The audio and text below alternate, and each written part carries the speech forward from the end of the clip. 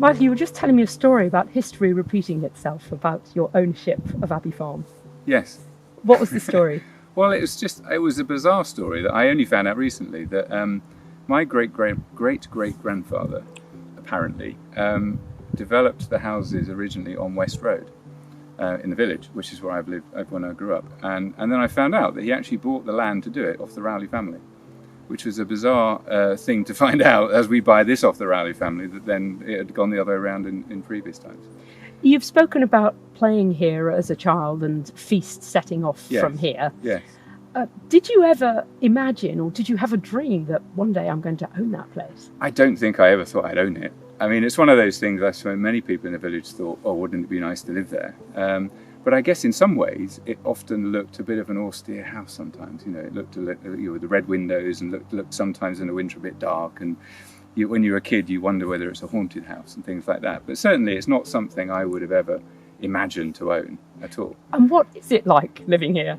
Well, I can describe it as camping at the moment, because the house needs complete refurbishment. So there's all the work that needs to be done in the house. If you name it, it needs to be done.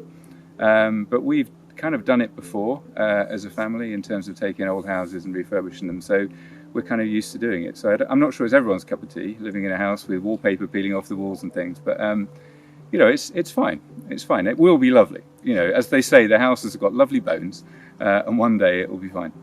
And any sign of those aforementioned ghosts? Not at all. I mean, from the first night we were here, you kind of think, oh, I wonder. But it's been absolutely silent. The house is completely silent. It's all you hear is the animals outside and stuff. You just don't hear anything. So, no. I wish I could tell you there's a wonderful ghost story that we could haunt the village with, but no, unfortunately not. How much of a responsibility is it to own such an iconic building for the village with a long history? I think, well, we feel it as a responsibility. I mean, I think when we first realised that it was coming up for sale, we actually did try and buy it about 20 years ago, because when Mr. Rowley originally died, we did know the Rowley family, so we approached Mrs. Rowley at the time as to whether she would be interested in selling it. And she kind of thought she would, but then in the end decided not, because she just couldn't leave it, having lived here for so long. But yeah, I mean, we feel that it's been in the same family since it was built. It's an amazing environment here. I mean, it's just lovely. And, our intention is to keep it the way it is and make it better. So, we're not trying to do anything in terms of looking at this land and thinking, can we build some houses over there? We're not doing any of that. And this is just an amazing environment. And I think pretty unique to be this close to a village, this close to Cambridge. So, yes, we need to do a lot to bring it up to to good standards as a place to live and a safe place to be in, because a lot of the trees haven't been looked after for years and they're unsafe. But once we do that, we hope to leave this place. I feel like a steward, that we're a steward. We're lucky to have the ownership of this place. We won't have it forever, I'm sure. Things move on, things change.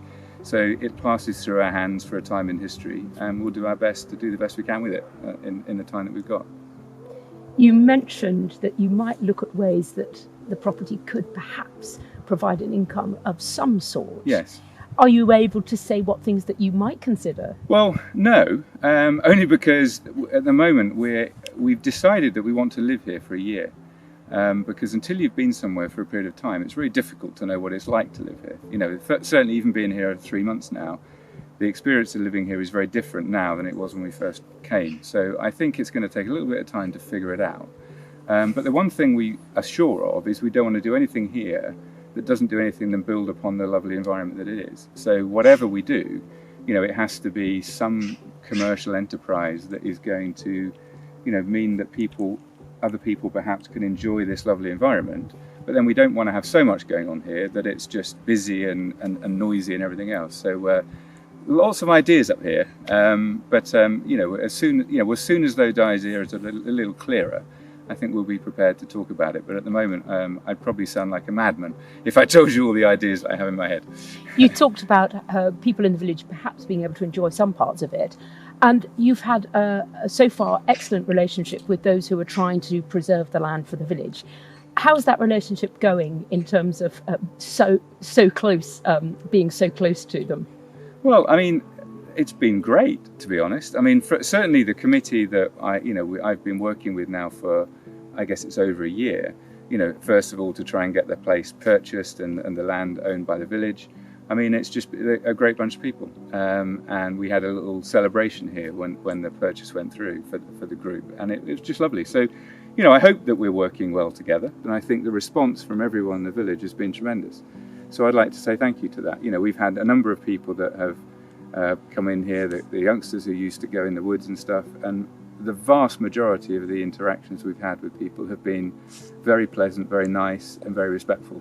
And I don't think it necessarily was going to be that way, and it's great that it has been. So I think it's a good testament to everyone in the village in terms of playing along with what we've been trying to do, and I think there's a good mutual respect between, certainly I feel there is, certainly with the interactions that we've had. But I know there's change. I know it's different and difficult for some people, but we feel that it's right that there's parts for the village and then parts that we keep private for ourselves.